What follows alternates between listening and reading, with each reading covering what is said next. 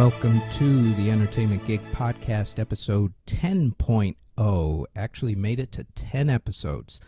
This one is the music edition, featuring part 2 of our conversation with Marvel TV Art Department Coordinator and musician, Jeff Kujan.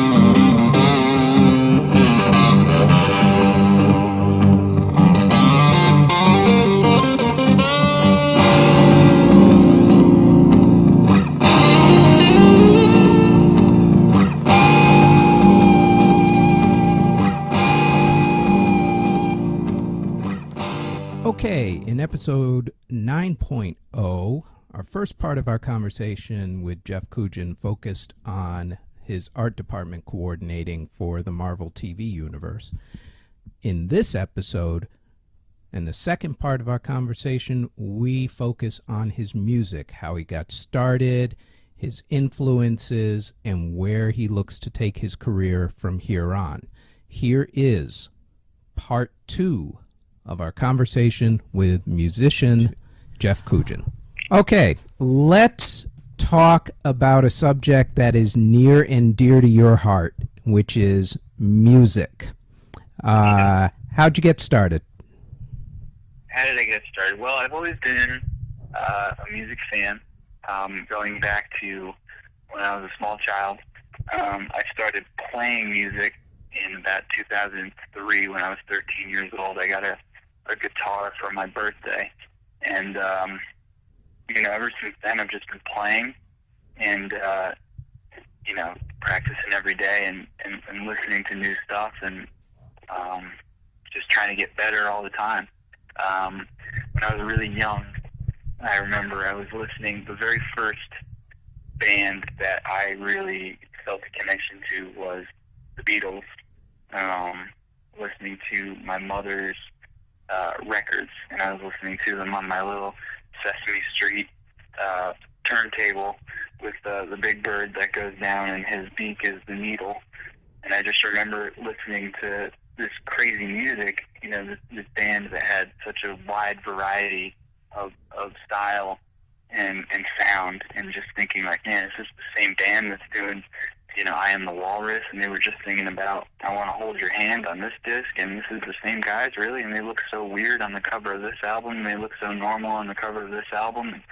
And, I find that the bands that I gravitate towards the most are the ones who maybe at first I don't really understand, and then I just got to keep listening, and then I fall in love. So when I was really small, that was the first time I remember really hearing music and feeling very passionate about it. And, I never really looked back from there. And when I started playing, it was even 15 now, and I'm still doing that. How old were you then? I was 13. I was really young. I was like 12, 13 when I started really just playing. And I started playing live regularly when I was about 15. What was your first guitar? My first guitar was an Ibanez, and I still have it. It's a piece of junk, and it's got no strings on it, but I still have it. I won't get rid of it. That was my first acoustic guitar, and then my first electric guitar was a Fender Stratocaster, which I actually have right here. I'm looking at it right now. Nice. Yeah, that I played for years and years. I played that for probably almost 10 years. I beat the hell out of it. I still have it. When you were 15 and you started playing live, were you playing in a band or were you doing solo gigs? I was playing in a band.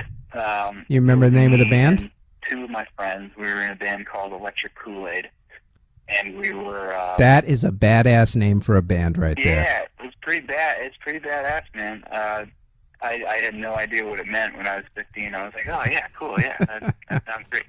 I didn't come up with it, but that was it. We sort of just got on stage and we just jammed a lot and just improvised. And sometimes it sounded terrible, and other times it sounded great. And our friends were really supportive, and we played all the time. I feel like we were doing a couple shows every month, and like when I was in high school, you know, and people would come out and have a good time. And those are really fun memories from that time when I was those first couple years of playing live, when you're trying to figure out how to do it, and then you actually have success doing something, especially with improvisation, where it could be hit or miss at times, but then you actually hit something on stage and the crowd likes it.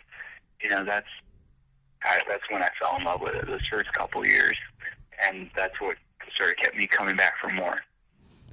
Would you say that improvisation is basically your style of playing? Yes, I mean that's always been my approach to music. I mean, I'm not classically trained by any means. I cannot read music. I tried in school to take some music classes, but you know, the music in the scholastic environment never really did it for me. It sort of just frustrated me. If I was sitting in a classroom learning about music, I'd rather just play and figure it out on my own. And just the improv thing has always been, especially live, like doing improv in front of people and trying beforehand to plan it out as best you can. That's always been my approach to music. And you know, when it goes well, it is the best feeling in the world. And it doesn't always go well, but the more you practice, and if you're playing with a band, the more you practice together, it's like having a conversation with other people, the people you're playing with, and then you can get better at improvising. Even though you're making things up, you can get better at it. So, you know, I learned that at a very young age. Even when I wasn't that good at my instrument, I still was able to learn how to play with people. And I think that's, you know, in improvisation, you have to learn how to listen to the other members of the band. So that was something that I learned very early on, and it's something that I'm still learning today. And yeah, that's always been my style. Do you still play at all with the guys who were in your band originally? You know, not as much, because you know, these days we're very spread out. So it's harder to get together. It's not like it was, you know, back when we were younger and none of us had any responsibilities. Now the guys are a little bit older than me and they've got families and everybody works full time. So it's sort of, you know, when we do get together, it's it's sort of like a very special occasion. So what I've been doing recently is trying to figure out how to do the same style of music, but with, just myself. So that's something I'm learning how to do. Right. How many times have you been out gigging by yourself these days? I played probably a couple dozen solo shows in the past, however long it's been since the band stopped playing regularly, so maybe about a year or a year and a half. So I've been doing it as much as I can. Yeah. What would you say is the dynamic between you and the audience as a solo artist as opposed to you and the audience as part of a band? Well, when you're by yourself, you don't really have anybody else to lean back on. It's sort of like when you're playing with a group and you're trying to improvise your way through one tune and get from point A to point B. There are times when you can sort of hang back and listen to what the other guys are doing. Sometimes you have to do that if you find yourself getting lost, or if you think that you're maybe playing too much, or maybe you haven't been listening enough to what the other guys are doing. Sometimes you have to hang back and let the other guys carry you through whatever passage you might find yourself in. When you're playing by yourself, you don't have that, and people are just looking at you, and you gotta, you are the show. So, when I first started playing by myself, it was sort of like I was, so used to playing with the other guys that if there came a time when I wanted to hang back, I couldn't. But I was very used to hanging back and just sort of like letting the music go. But it's like, no, when you're a solo artist, you have to fill the space. You have to do everything. So I've been trying really hard to figure out how to do everything and like try to improvise and try to do what I love to do, which is get up there and create something that's unique to that one time, but doing it on my own. So that's something I am learning how to do, and I desperately want to get good at it. So it's a huge difference, and it's something you have to. When you're playing with other members of the band, you have to sort of let your ego go and let surrender yourself to for the better of the group sound. You can't try to be at the front of the sound. You can't try to play too much or make it all about you. You have to make it about the band. But when you're a solo artist, you have no other choice but to make it about you. So that's something I'm trying to figure out how to do, and how to fill all the space, and how to, make sure I have enough songs with lyrics, and so I can, have that my voice be heard and not just it be like noise the whole time. So it's something I'm still working on. Yeah.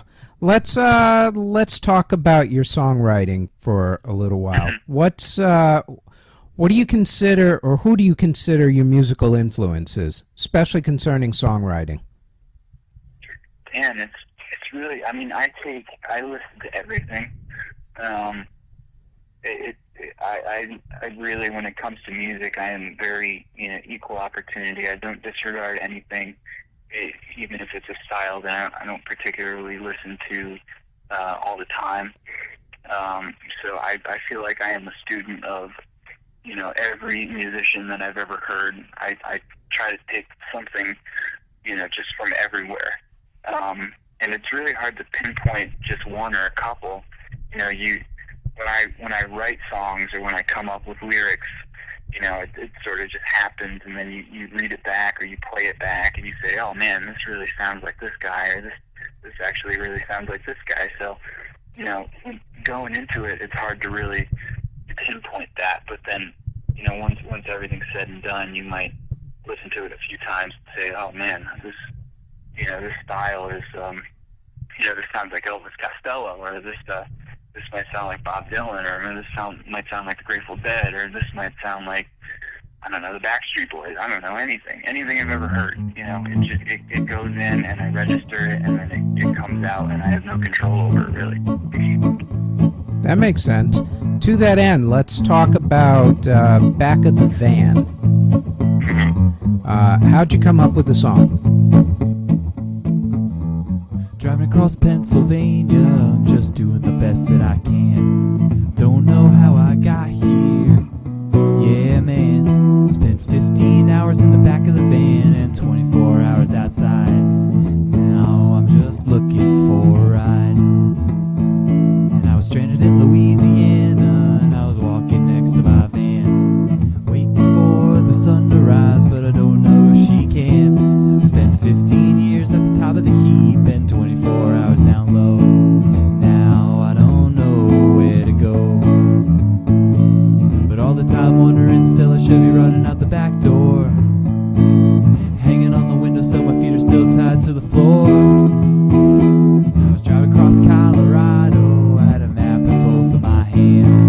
Take 15 minutes just to listen to me, then maybe you'd understand. I drove 15 hours just to get to you, and spent 24 hours outside. Still, you couldn't even decide.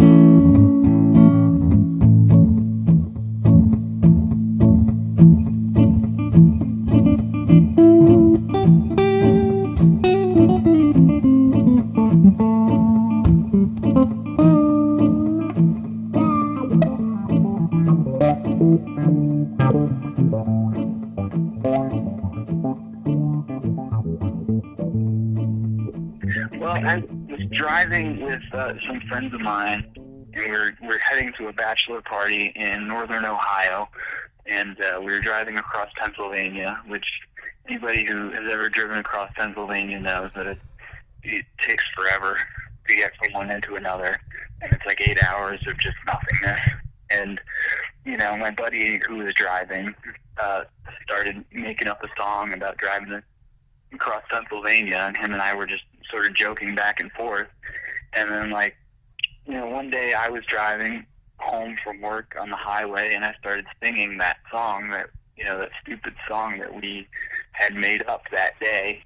And you know, it's a very basic kind of, it's got like a country bluegrass kind of vibe to it, you know, very simple.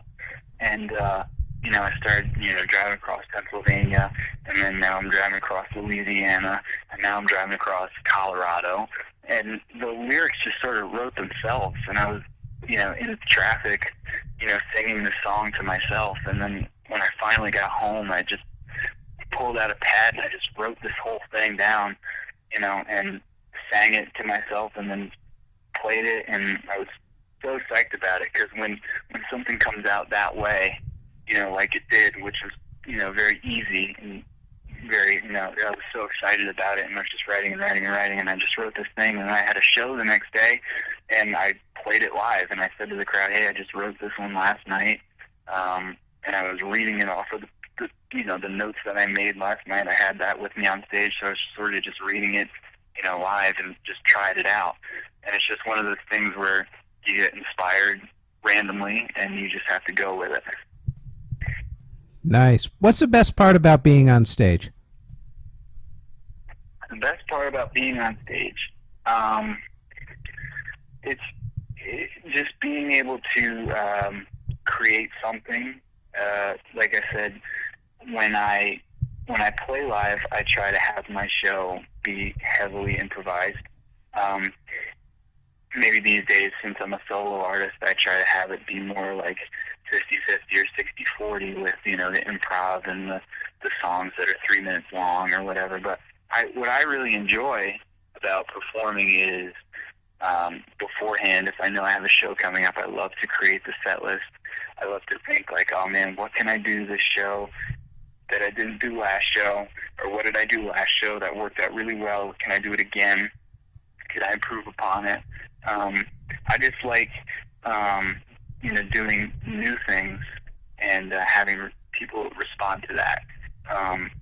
And like I said, planning a show is probably my favorite part of being a performer, because I love to switch it up and come up with new things.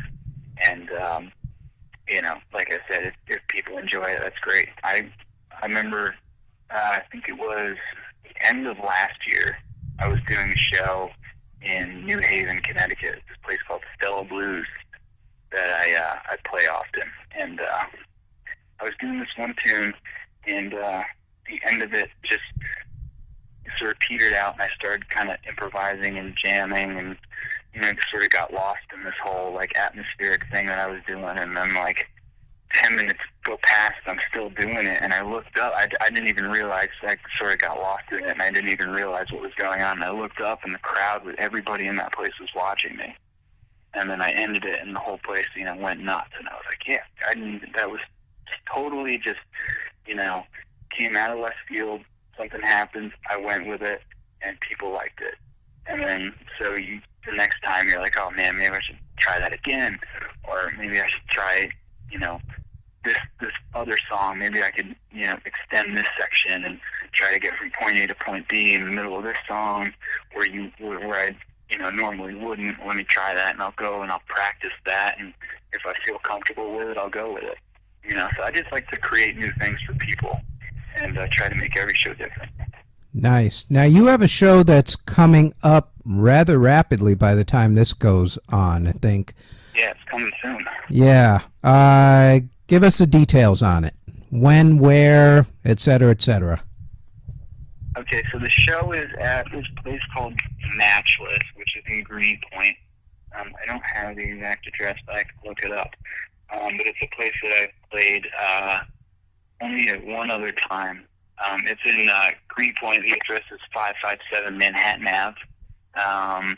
It's a great bar. It's like a kind of like a heavy metal kind of punk bar, but they have this like a back room of the stage, and they're very open to booking whomever.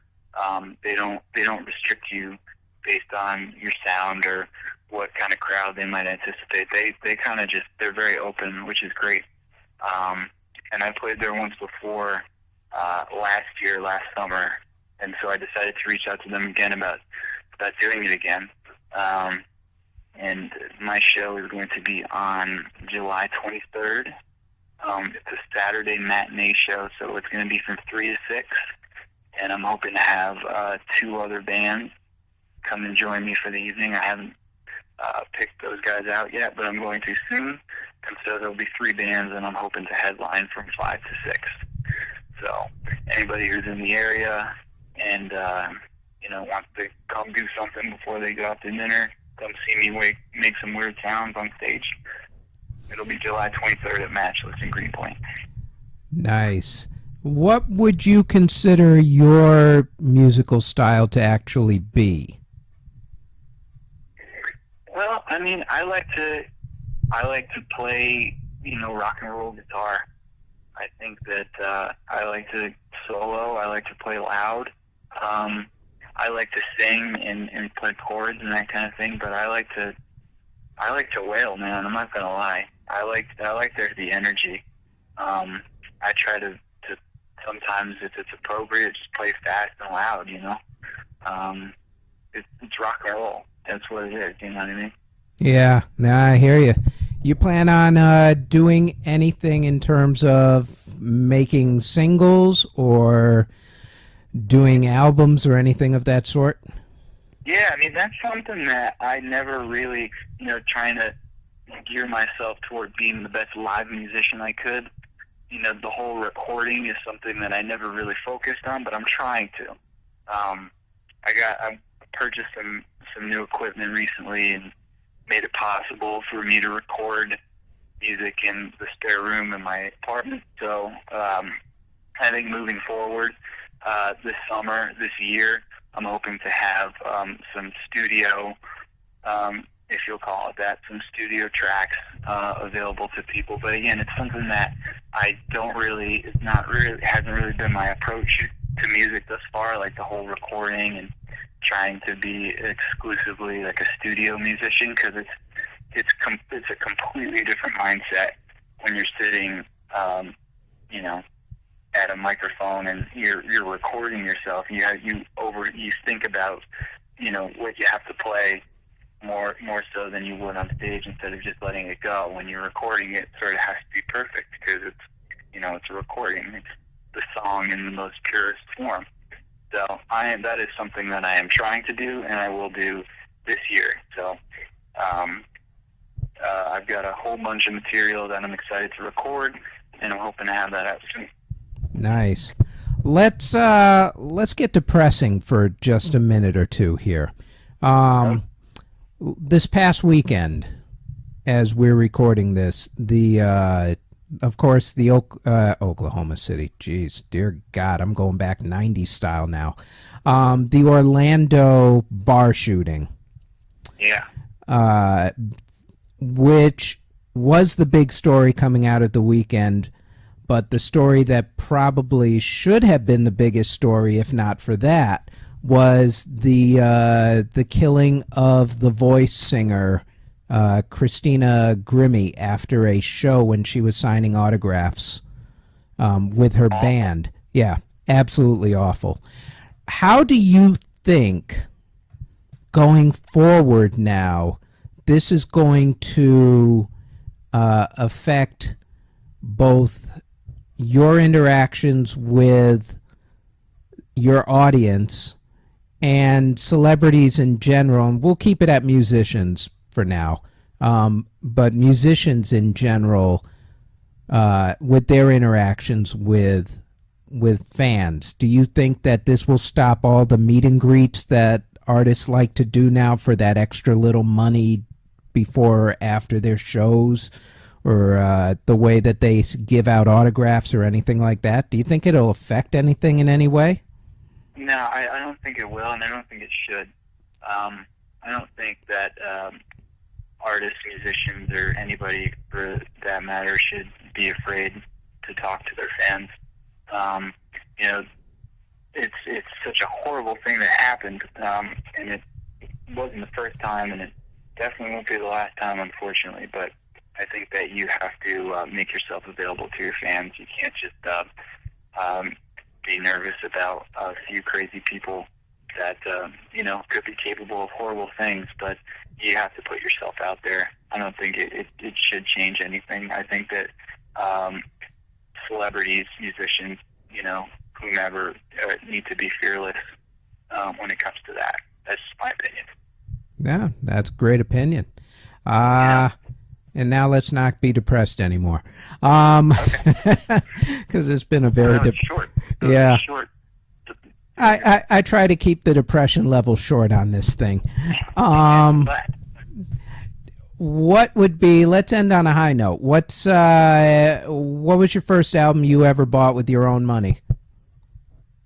First album I ever bought with my own money was, I think, the soundtrack to the movie Godzilla in 1998.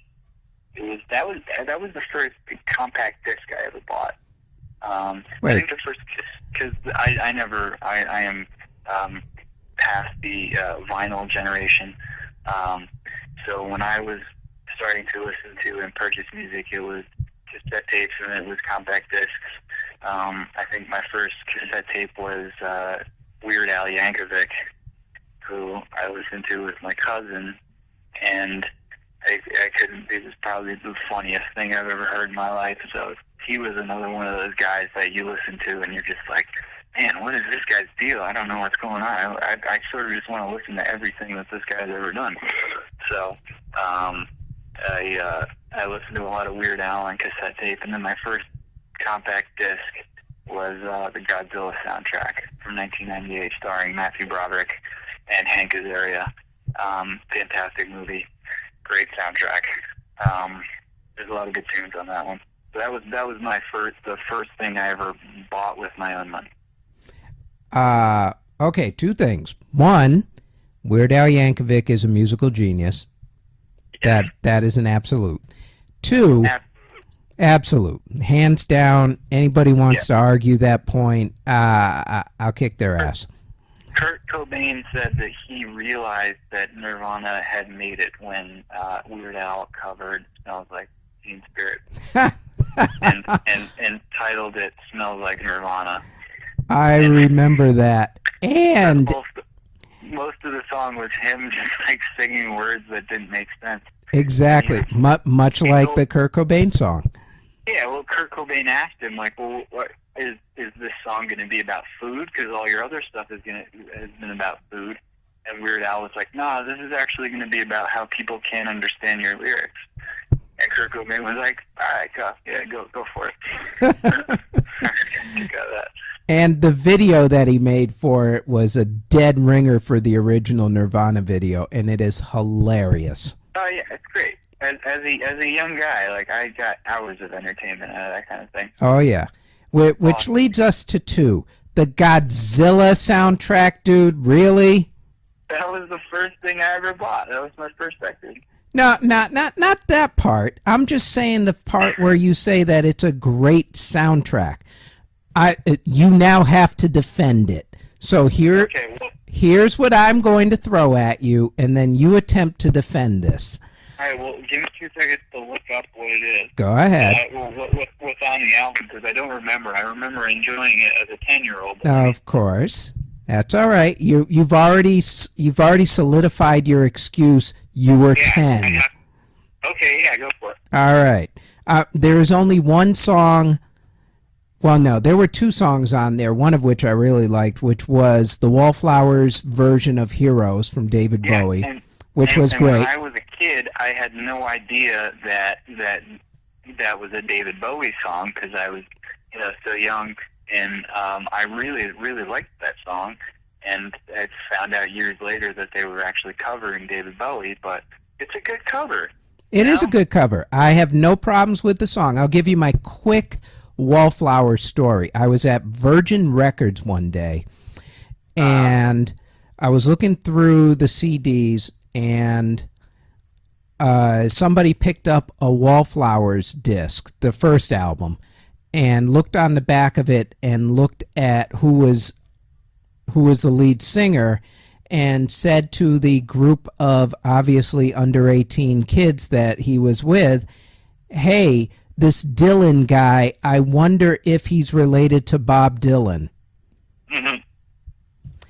I shook my head and just moved on with my life after that point. But that is not the song that I need for you to defend.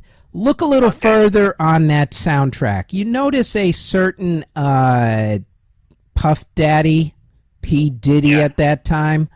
Okay, you remember the song? I do remember the song, yes. Okay. I enjoyed that song when I was a young man. Yeah, you know, I enjoyed it when I was a young man, too, only it was called Kashmir, and it was Led Zeppelin. I know, but see, again, this is like, I did not know that was a Led Zeppelin tune. You know, these are like, you know, I would hear, you know, as I grew up and listening to, like, you know, 95.9 The Fox, and I would hear Kashmir come on, and I'd be like, wait a second, I know this song. This is a Puff Daddy song. You know, that kind of thing. Oh, but sacrilegious. Imagine how you felt the first time you heard Kashmir and you heard those chords and like that. It's like so catchy and badass. It's like, still my favorite, hands down, Led Zeppelin song. Hands down, that is my all-time favorite Led Zepp song. It's amazing. Yeah, you just put that on with a set of headphones and you walk down the street and no one's touching you. Oh yeah, you want to just like go kick someone. I don't know. Exactly. But like, that's sort of how I felt. You know, I didn't know what a sample was, but I was like, yeah, this is. And then he did it at the MTV, you know, VMAs, and he had Jimmy Page actually come out and play it with him. Yes. I was blown away. I was young and impressionable, and that, yeah. I listened to that song over and over again. I still have that disc somewhere. You sound like a guy trying to take drugs and getting caught with it by your parents. I was young and impressionable. I didn't know what I was doing. Yeah. I wouldn't get caught with drugs till much later. Yeah. I was like 7 years old. There's your out. You were young. Yeah. You didn't know what you were doing. I'm sorry. It's Jimmy Page's fault for being on the damn song to begin with. What an asshole. It's sacrilegious, man. Just sacrilegious. Also, the Brain Stew Godzilla remix by Green Day. Yes. Fantastic. That's an awesome song to begin with, but they added the Godzilla samples in it. Very true. They put like a different drum beat to it. Yeah, that's good stuff. All right, continue. Go ahead. Defend the rest of it. Go ahead.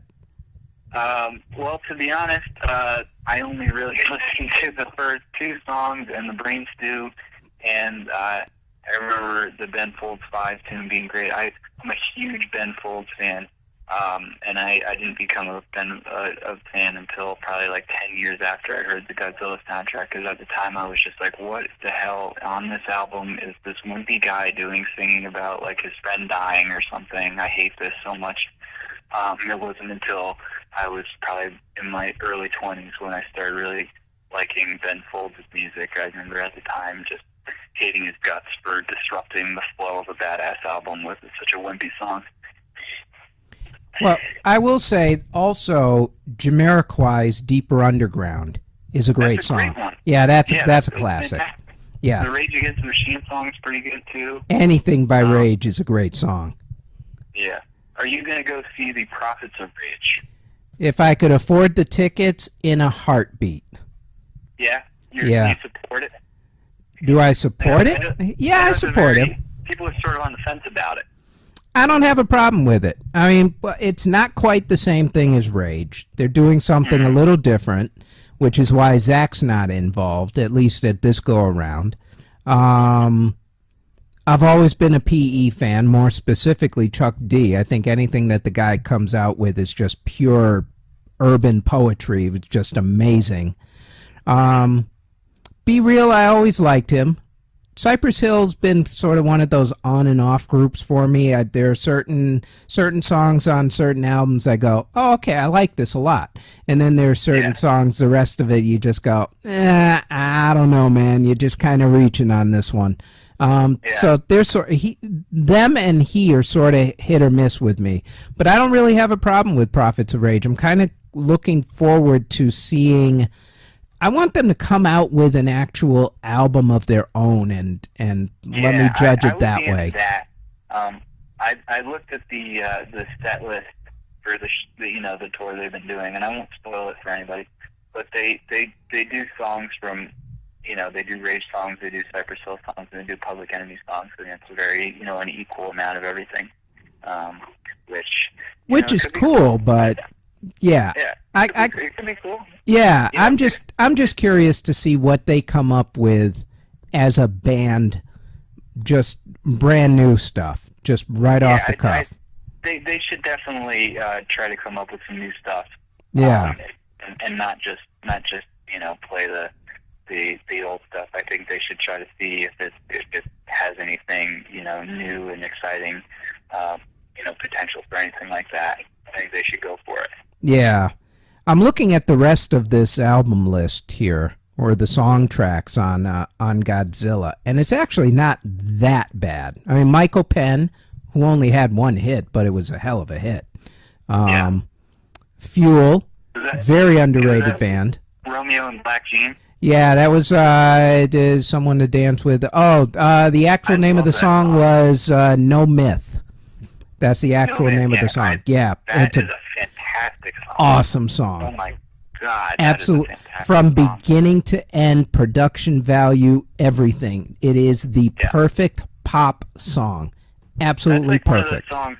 It's like when I was young and learning how to play guitar. It's like one of those songs. Like I need to learn how to play this song. Yeah. And it's like easy enough where you could do that. I think that. When you're starting out as a musician, you learn if you learn the basic chords, A, G, C, F, D, you can play 90% of all pop songs. Pretty much. Which is something when I learned, and I was just like, wow, this is like cheating, dude. I could play anything. Are you kidding me? And that was No Myth was one of those songs where I was like, I gotta learn that right away. And if you get the 1, 4, 5, you could pretty much play any blues song there ever was. Oh, so yeah. It's all the same. But, it's one of those things that you have to the feel is almost important as the technical aspect. Blues has a very visceral kind of playing aspect to it. So when you play the blues, you sort of have to draw all the life experience that you've have accumulated up until that time and try to get your fingers to recreate that using notes. That's the way that I think blues music is something that I would like to practice more, because I don't really play that style, but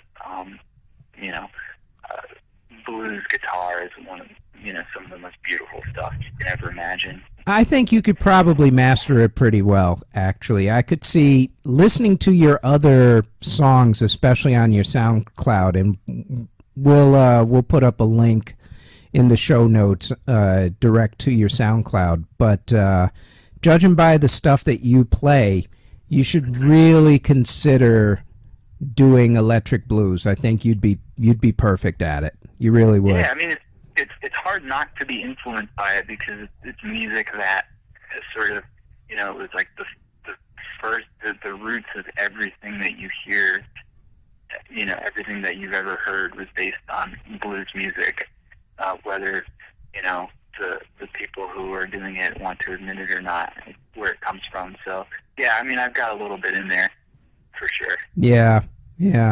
I'm looking at the rest of this. Foo Fighters were on here. That was a good one. Mm-hmm. Anything that the Foo comes out with is just absolute. Silverchair, back when they were good. I think technically they only had, maybe 2 songs, and they were pretty much done as a band? Yeah, I don't even remember what those songs were, but I remember seeing their name quite a bit, and then Yeah, I'm gonna look for a up. brief period. Yeah, I'm trying because the rest of this album is crap. I mean, Fuzz Bubble, David Arnold, Joey Deluxe. Joey Deluxe? The hell? Yeah, I don't know who that is. Yeah, it probably. I'm beginning to think that maybe the people who put the album together are the only ones who knew who he was. Yeah, I mean, the thing about it from my perspective is this is the first time I heard Heroes. It's the first time I heard Cashmere, and it's the first time I heard Brain Stew. That's why it was something as a young guy. My first CD, I couldn't stop playing it. Okay, you get the pass. That works. I have defended my position. You have defended your first album well. Godzilla Soundtrack as a 10-year-old, actually. As a 10-year-old, which isn't bad, actually. If you're going to pick one, you couldn't have done that much worse. So, Right. There you go. I'm looking up Silverchair to see. I know they had a song. Oh, Freak. They were a big Australian band. Yeah, they were Australian. Yeah. That much I know. Yeah, and I just remember they had like one huge hit here in America. Oh, Anna's song was the big one. Right, that's the one. Looking it up now. Yeah, it was Open like a Fire. sad- Right, that's the one. Yeah, and then they just kind of fell by the wayside. Yeah, it's like one of those like late '90s alternative bands, like the Nirvana imitators were going by the wayside, and the Limp Bizkits and Kid Rocks of the world were sort of just coming up. I think that Silverchair probably found themselves somewhere in the middle. Yeah, they were like post-Live and that era. Toad the Wet Sprocket, Yeah, that whole era. yeah. I think they might have missed their window by just a few years, unfortunately. Yeah, well, yeah. Oh, wow. 90s were the last great decade for music, man. Just, Yeah, I mean that's the stuff I grew up on, man. yeah. 90s radio. That's the best. Absolutely. Everything right up until the invention of Napster was great, and then that was pretty much it. Yeah, because people stopped. Once you could download music, artists stopped really caring about putting out a whole album, and would rather just put out one song. And I think that prior to being able to download pieces of people's musical, catalogs, the art of making an album as one cohesive piece and being able to buy the CD and looking at all the artwork and that doesn't really matter anymore. And that's a shame, because I used to love going to buy CDs, as probably I'm sure your generation loved to go buy records, but people don't do that anymore. It's all just on the internet. And when Napster came along, that was the beginning, and it happened so fast. It came and it changed how people write and release music. Very true. Although my generation, we like trading rocks. Trading rocks. You made me sound so old there. I'm sure your generation liked records back then. Yeah, Nah, back in 8-tracks. your day. Yeah, back in my day. Let me pull up a porch, young buck, and let me tell you how it was way back when. Yeah. Given I the feel like talking about CDs makes me sound old. yeah, hey, I know the feeling, man. I know the feeling. It's like nobody. I have all my CDs still, and they're just in a box right now. I have Spotify, so I have access to every piece of music that's ever been released on my phone now. See, I'm So, never like, going to go back the then- streaming route. I'm just never going to do it. That's never not me. stream? Nah, you know why? Because I'm an audiophile. I grew up loving music. I grew up the experience of going to a record store, buying a record, bringing it home, opening it up, reading the liner notes. No one reads liner notes anymore. Looking at the artwork. Always make sure you have great artwork on your stuff, no matter what it is. I'm telling you right now. Of course. Yeah, it was an experience. You went to record stores. It was a communal type of thing. Now, I'm not saying that going to Amazon, which is what I do basically, is nowadays I just go to Amazon. If I like something, I'll buy it. But the streaming aspect, first off, not everything's on Spotify or Apple Music. Case in point, Prince. Yeah, Prince is not on Spotify. That's true. Right. There's a lot of acts. Taylor Swift, I don't think, is on Spotify, or she may have gone to Bjork Spotify. is not on Spotify. Right. Yeah, there's a lot of acts that aren't on individual things, which I've never understood, to be honest with you. If you're going to stream as an artist, I've always thought that you should look at streaming like you do the radio. Mm-hmm. And that is, you're not going to make any money off of it. It's a form of promotion. Therefore, give it to everybody and stop this exclusivity BS, because it just makes no sense to have your fans say, well, to put it in record store terms, it would make no sense to have your fans say, well, I can only get your album at Walmart and I can't go get it over at Target, even though I don't have a Walmart near me. That type of thing. It's just, you would never really do that. Come to think of it, Walmart was the first one that actually did exclusivity for CDs. But they wouldn't sell Two Live Crew. Yeah, that's a whole other story. I think it's really funny, speaking of Spotify, that Neil Young, at least the last time I checked, he only had his 4 worst albums available to stream, which are those protest albums he put out when he was rebelling against his record label, and he put out those really, really strange albums. Right. I think Trans and Everybody's Rockin', and then there was some weird country one that he put out. I think those are the only ones that you can stream on Spotify. Yeah, you can try looking up "Rockin' in the Free World." Not gonna find it. You can't listen to it. You can't listen to it. Yeah, it's a shame because like you described going to the record store. When I was young and getting into music, that's when CDs were just becoming a thing. So I had a similar experience going to the record store, or the CD store, or whatever you want to call it, near my house in Connecticut, which is called Coconuts. I remember going there and just loving that whole process, man. And you get home and you're you have the CD, and it was really expensive, and you probably had to save up to get it. And then you open it up and you look at all the liner notes and the artwork, and you read that booklet 1,000 times, and that's something I miss. That's the problem with the digital era these days. If I were to make an album, which I'm hoping to do soon, I would want to make it a total package with cool artwork, some liner notes, some a cool graphic on the actual CD. I would want to do that. Even if nobody buys it or whatever, I would just want to have something and know that I made it. Well, you could even put it in as part of maybe a PDF and still do it digitally. Something. Yeah, I mean, there's a few artists put out. I've noticed on Amazon, at least, certain artists will give you the 9 tracks or whatever, but then they'll also have an edition that has the digital book, as they like to call it.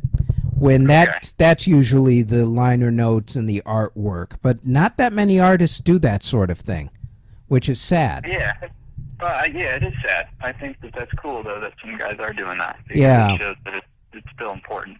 Oh yeah, absolutely.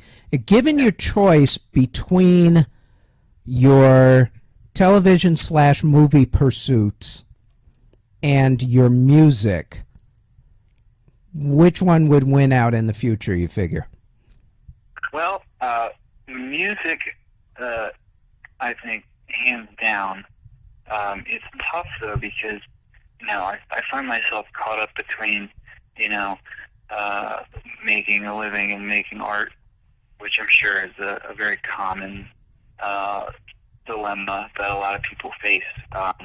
Hey, I'm still making no money off these podcasts, man, so I feel your pain. Yeah, I think I would like to be able to just play live for my entire life, whether I make money off it or not. I think that I always, till the day I die, I would like to always have a show to plan for. And what I don't know if I would enjoy playing music if it was something I had to do in order to make money, because I've never had to do that. Maybe one day I will take the plunge and just try to be a professional musician full time.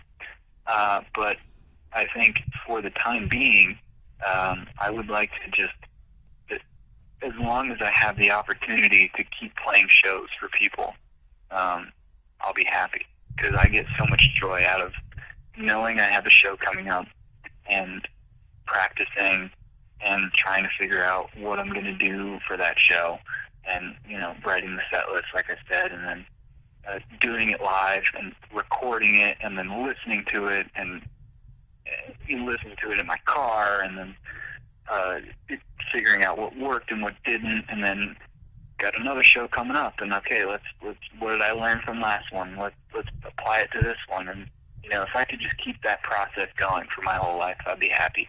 I just want to be able to play for people, no matter what. So I don't think I would have to. Music is obviously, I enjoy music way more than I enjoy going to work.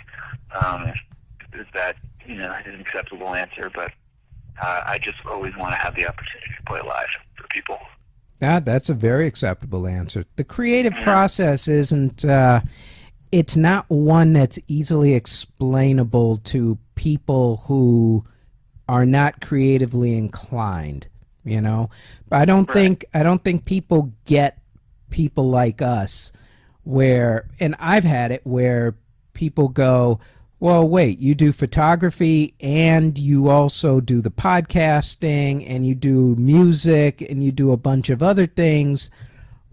Why are you doing them? And to which my answer has always been, because.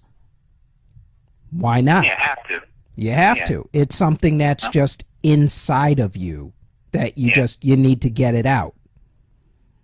And if I don't play a show for a while, I go crazy, and you don't even realize you're going crazy until I have a show now coming up that I'm really excited about, and now I get to plan for it. I have over a month now to come up with something cool to play for people, and that's what really gets me excited, man. And I'm so looking forward to this next month and planning out the show, and I hope people will come see it. And when I do it, they realize, maybe pick up on a couple of things that I'm excited about. I don't know. You want people to pick up on what you're putting down. You realize that, this is what I've been missing for the past couple months. I haven't had a show. I haven't done anything live in a while. So I'm excited to get back out there, man. I really am. It is something inside that maybe people that haven't experienced it don't quite understand. And you can't really explain it to people. I can only just say how much it means to me. And it means a lot, Yeah, well, I, for one, will be there. And cool, man. I am extremely proud of you, both for doing your music and for what you bring to the table as the art department coordinator on all the Marvel stuff. I know that is not the easiest gig on the planet, and there are way too many fingers in that pie trying to stir it properly for you. Yeah, it's big. It's a big operation. You have to answer to a lot of people, and it's wild. It's a wild job I do, but it's never boring. That's one thing. And as long as I feel like if I can be involved with the entertainment industry in some capacity, whether I'm playing live or working on a cool TV show, I need that. I need that to be my job. So I'm grateful for the job that I have, even though at times it could get a little crazy and frustrating. I'm very grateful. I hear you on that, man.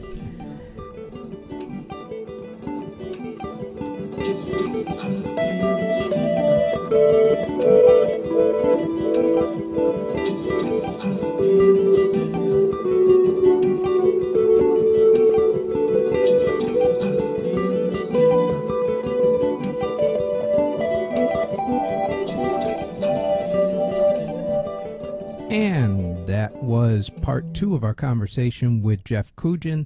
I should mention that he has a gig coming up on July 23rd at Matchless at 557 Manhattan Avenue in the Greenpoint section of Brooklyn. If you're in the New York area, he and some other bands will be playing between 3 to 6 p.m. I invite you all to come down and listen to him.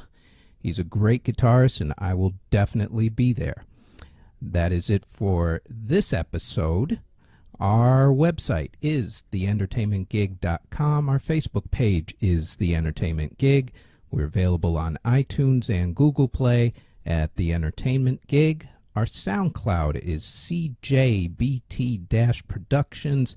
Our YouTube channel is CJBT Productions, which has a slideshow with my photography, which you can find on Facebook at CJBT Photography, and a portfolio, which is at cjbtproductions.zenfolio. That's ZENFOLIO.com. Also, robots will be bringing you this podcast delivered direct to your door at some point in the far future. That is it. Next week's episode will be with filmmaker Kevin Martin. Till then, have a good week, good health, and we'll see you next week.